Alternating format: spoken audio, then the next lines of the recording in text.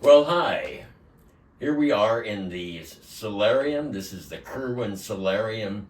This is the room where Oat, I want to say Montana. Which is kind of suiting to this theme, I Yeah. guess, but it's Montien. Montien. Thank you. Yeah. Thank you. Durk. Yeah, it sort of suits this Yeah. theme, right? We're on the theme Montien. of cowboys. Montien. He's been here forever, and I haven't pronounced his last name correctly. You all got this it time. today. Yes. You got it today. So, Oat, you have visited the foundation. You've actually helped us fill a room when we had a vacancy, and you've then really wanted to come back and do another artist in residency, which is not really our policy, in that we try to keep individuals coming one time, possibly two. You're But somewhere. 3 is extra. Yeah, you're sort of in that Very 3, and I'm like herpes. You can't get rid of me. Keep coming back. Yeah. Well, you tell me. What do you see in me? well, the thing about it is that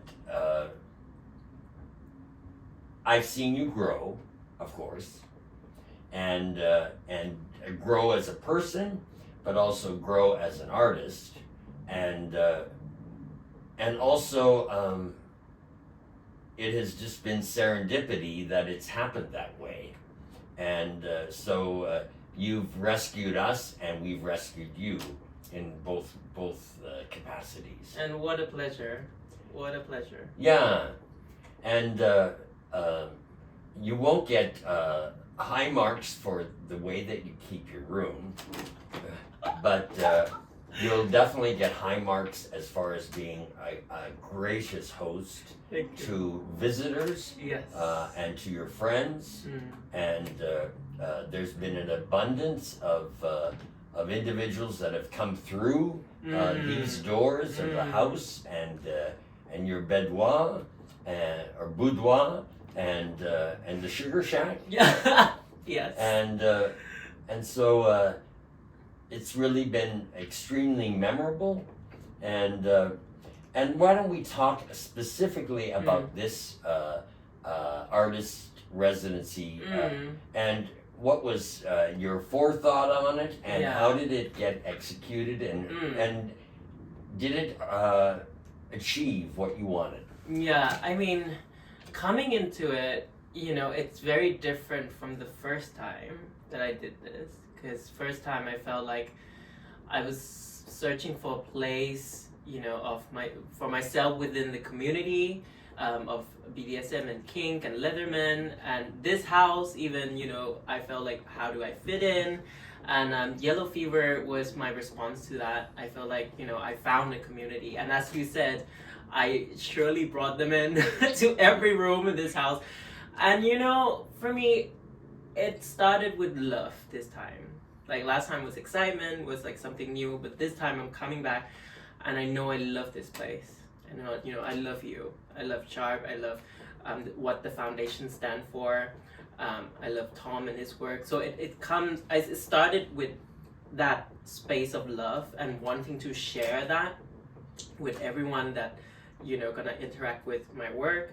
So coming in very differently this time, I felt I came in wanting to, not only knowing my place, but wanting to share what I've received and what I've learned in this place. So my residency this time round, I really feel like I'm part of the house, and I insert myself in situations. I feel like I'm not just like someone who lodging, but someone who in it for a long run.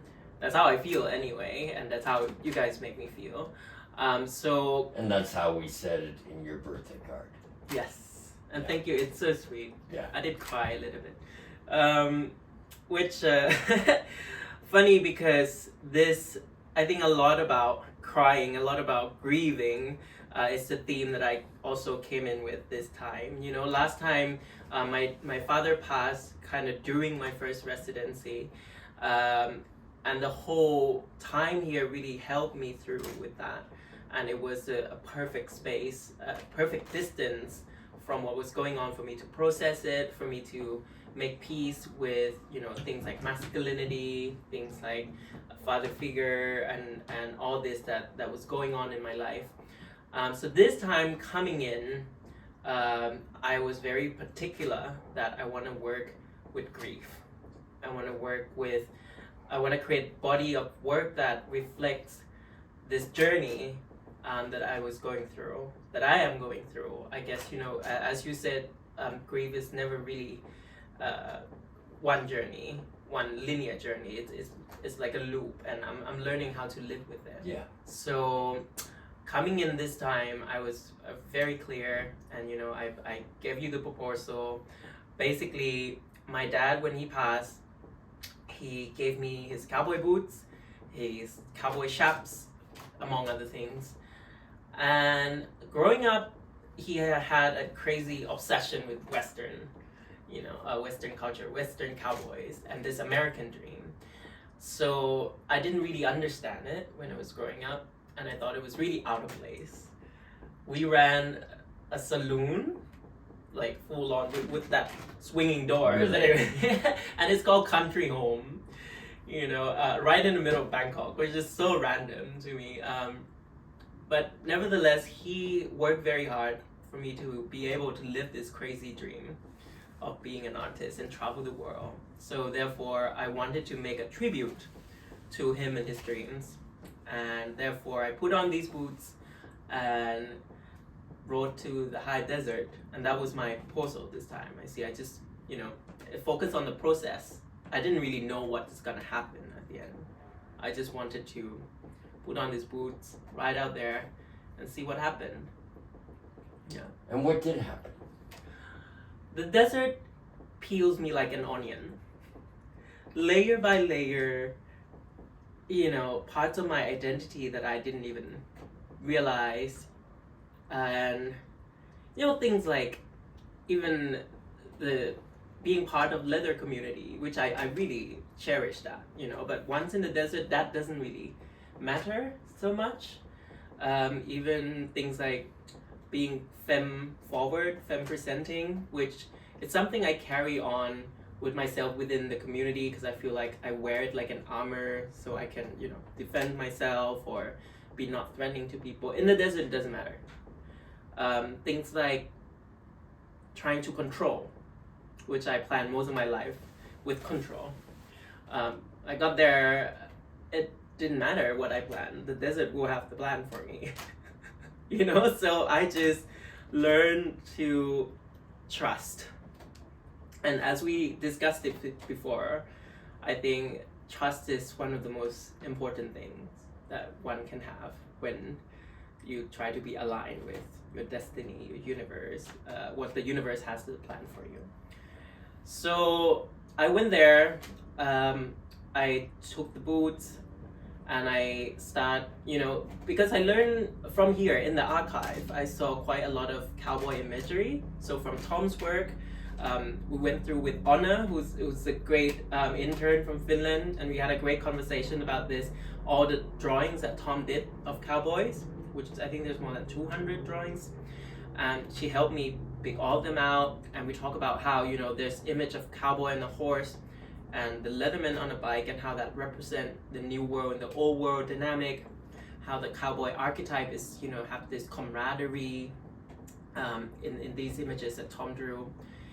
Things like physique pictorial, which, you know, you mentioned how it was not legal to portray gay sex, so there's a lot of bondage, especially cowboy bondage. So the robe then become a symbol of intimacy. Yes. So I kind of took that idea, went to the desert with my friends, and I started tying them up. I started learning not the usual cowboy rope, but shibari rope, which is a Japanese way of bondage, just as a tribute, you know, to my Asian roots. Because, you know, because I was doing it as a tribute to my dad, but at the same time, I was trying to find what kind of cowboy I wanted to be. And of course, it was very gay cowboy, very Asian cowboy. And so I started doing all these rituals in the desert, and the work kind of came from there. And you know, I start sketching, I start writing, I also film, and there's performance that happens. So at the end, it's just a bag full of stuff. Yeah. Wonderful. And so is that, do you feel it's the tribute? Because it's about a tribute. Yes. Is the tribute, do you feel like it's complete? Yes. Yeah. I feel, actually, this time, I feel I've done what I'm here to do. Especially, you know, seeing all the drawings, the development that I've done, you know, since last time, the style that I found, this time, the mastery of pastel, the colors that I've seen that now become kind of my signature, from taking acid and mushroom. Yeah, things like one of the movies that I did, which was called The Untying, which was me untying Han Cross, who is a porn star, an Asian porn star here, and he was representing my dad in the desert. Yes.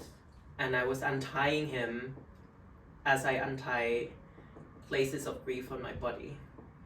And through that filmmaking process, through that art making process, I really feel cathartic, and I feel like I finally make peace. You know, at the end of the day, it's like I found myself doing all this art to say goodbye in my own term and on my own time, Yes. which I didn't get to do. So I feel at peace with it. Yeah. I really just took note this moment that the untying is truly as important Yes. as the tying, because it is about releasing, Yeah. and it is about bringing it together and having a context, and it's being finite, Yeah. and then releasing it.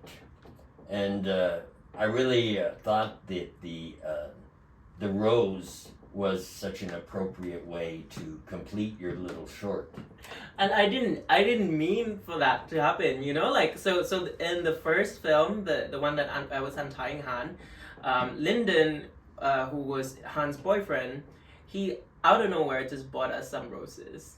So I decided to include it in the film. It was white roses, and at one point in the desert, I just gave each of us one rose, and I say, you know, all of us carry a lot of grief. Let's, you know, put this rose somewhere, and you can channel that.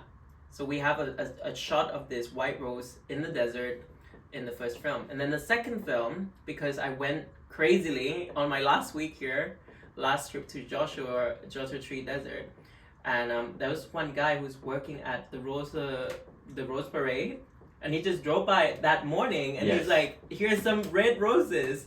And I'm like, okay, I'll take some to the desert. And there it is, as the ending of another film that I did. So yeah, you know, things like this. So that rose actually was in the Rose Parade, or in some part of that whole festivity. You know, I just carry out the plan that they have for me. So your completion program, because it was a program. Yes. And it was bigger, and I needed to share with the other artists here, that to not be intimidated. Yeah. I mean, I Because- am the main attraction. And that you had been here multiple times. Yes, and And I that- feel so loved. This time, so loved. I mean, last time was also, you saw it, it was a full house, but this time, not only the people attending, but people participating with me. Yes. You know, I decided last minute, because Sir Hex, who is a great rigger from San Francisco, called me and said he wanted to fly down to my show. And I'm like, should we work together? Very last minute. And then I call out all my bunnies, my rope bunnies, and all of them say yes. Actually, there's some people who wanted, but I couldn't have space to do, you know. All of them say yes in 3 days. And we all did an installation in Pleasure Park. I called Daphne 4 days before the show. We went to eat Thai dessert together in Thai town. And I'm like, you know, I love your presence in the house. I always love your story and your transition, and I'm such a big fan of your music set. Can you please DJ for me? And she said yes. Right, and that's such a big moment for me, because in that night there was Chinese music, there was Vietnamese music, and it was like really something I love that I brought to the house. Koi, the Fleur boy, who was my performance partner, also just say yes the day before, and everyone just came together to celebrate this moment for me, and then that it's filled my heart with joy, really. So I mean and the thing is that you made sure that the bouquet of flowers, had lots of Asian presence, and that's been your agenda. Yes. All along. It's my Asian agenda. Yeah. Yes. And I think that you have been really an instrumental part of bringing and integrating. You know, I mean, the thing is, it's not about separating. No. It's about integrating. Yeah, and that's the first time I felt it is very different from the first time, because first time I was realizing how this country was built on racism, right? And I was like, wait, we need to highlight this. But this time it's celebration. Yeah. It's everyone coming together, and it's like a big hot Asian orgy, which I love. Yeah, yeah. And from a sociological point of view, I really think that what you have been doing is bringing more depth, more dimension to the presence of Asian influence. I mean, Los Angeles is filled. Yes. And so the thing about it is that, and it really showed how it's not so flat. No, not at all. It's got lots of hills and valleys and really a great joyous expression. And there's a lot of joy. Oh yeah, definitely. And as you say, it's very different, because we have, I think here we have the biggest community of people like Vietnamese outside of Vietnam. There's Cambodian, there's Taiwanese, Chinese people who came since like the railway working. So there's so many different ethnicity that blends together here, and it's beautiful that this place allows kink or sexuality to bring them together and celebrate that part about our identity. So I'm really grateful that I could be a vehicle for that through my art. I just thought about a bar that existed before you really arrived here, and it was called Little Joy Juniors. Little Joy Juniors? Yeah. Where was it? And it was 2 blocks from here on the corner of Sunset and maybe Portia. And it's still there, no? Little Joy. It could be Little Joy. Yeah. But it's not owned by, I think, the same people. Yeah, I think our present artist, Label, he asked, is that trans bar still there? Because they were she-boys and they were like they used to do karaoke. Yeah. Last time I was here, but no longer. Yeah. But thing changed. One thing, I mean, I'm very privileged to be coming here almost a year, almost coming on to 2 years now, and thing changes so much down the street. Yes. Like that strip of Sunset that we're on, everything is changing. Yes. And I mean, also from last time, the Stud Theater that I went to is now closed. Parts of the gay community also changing, and it's really insane to be part of this flux of time. Yes. Here, yeah. And that everything that you do influences the whole package. I didn't realize that until my exhibition night, and once, after we went to the Eagle. And then the Eagle was flooded with Asian lettermen. And at that point, everyone's like, this is because of you. We came from your show. And I'm like, I never would have thought that I would flood the Eagle with these diverse queer people. Yeah. You know? So I'm just really grateful to be part of this. And even though the residency is ending, I do feel, you know, I have a solid home and solid place here. So, what's next? I mean, you're going back to Bangkok, Mm-hmm. and I would like to close this with a sense of your aspiration and your dream, and not practicality. So, when you dream, can you share something of your dream? I dream that, you know, that this garden continue to grow despite locations, despite the type of seeds and flowers that been thrown at it, been planted in it. I hope this garden, via me and people who have been in contact with me, continue to blossom, continue to make safe space. And you know, and I took that from you, obviously, and your dream. And I think that that's just beautiful how as human we have this capability to continue each other's dreams, even long after we're gone. Yes. And our dream continue. And that's how I feel about my dad's dreams as well, you know, how his American dream. Yeah. And now I'm wearing his boots, riding here in the desert. And I guess that's not a bad way to go, to have our dreams carry on.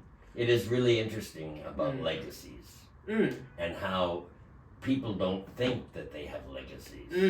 And yet each contribution that they give to the whole becomes part of that legacy, you know. 100%. And I learned that from here, from you. So. And from the house and from Tom.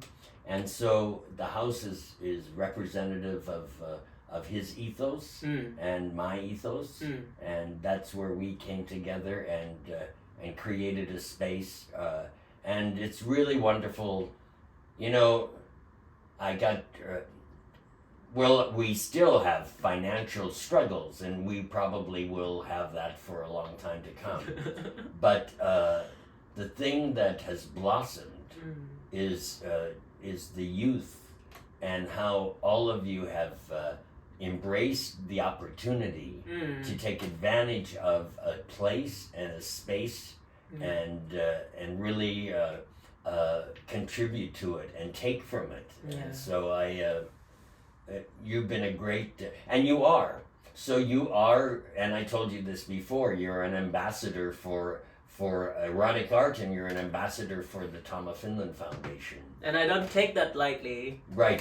I'm wearing your belt very loud and proud. Great. Thank you. Well, thank you.